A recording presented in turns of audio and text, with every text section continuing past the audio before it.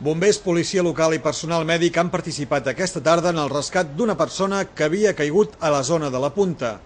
Un ciutadà d'uns 85 anys, d'origen algerià i que viu a Bellcaire, estava pescant quan ha ensopegat i ha caigut amb la mala fortuna que el braç li ha quedat dins una escletxa entre les roques. Un altre pescador l'ha vist, cridant l'atenció de les persones que passejaven per la Punta. Tot relliscat, ha caigut, i ha quedat amb el braç atrapat.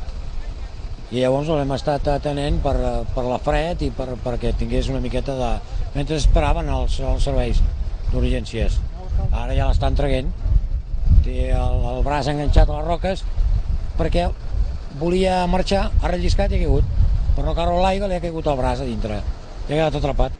La sort és que l'accidentat no ha caigut un pam més enfora, ja que hagués anat a parar l'aigua, que amb la mala mar hagués complicat molt la situació. Al cap de prop d'un quart d'hora arribaven les assistències, que han tingut bastants problemes per treure l'home d'on havia quedat enganxat. Primera dificultat és la posició que estava el senyor.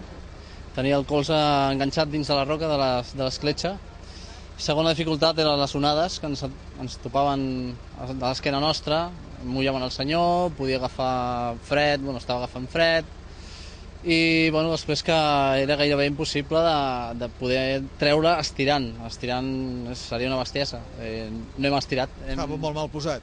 Molt malament col·locat. Estava en una posició lateral, diguem en PLS que diguem nosaltres, però clar, amb el braç sota del cos i la roca estava apretant, s'ha encaixat el colze de manera que no podia sortir per ell sol.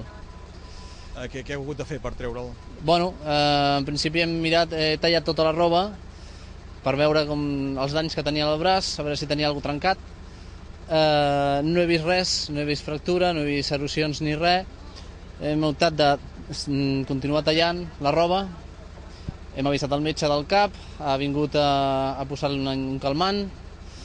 I vaselina i paciència.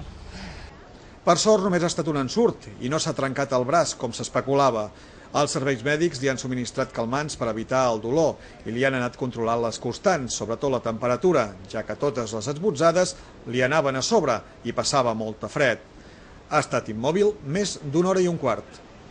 S'ha enganxat, s'ha tabat el braç entre les roques i estava bé gustant, bé conscient, no ha tingut cap fractura en principi, l'autor l'està valorant, i ens hem dedicat a trobar-nos a intentar mirar les constants del pacient i tranquil·litzar-lo i intentar que sigui el menys dolorós per ell. Ha estat bastant d'estona, més d'una hora aquí amb fred.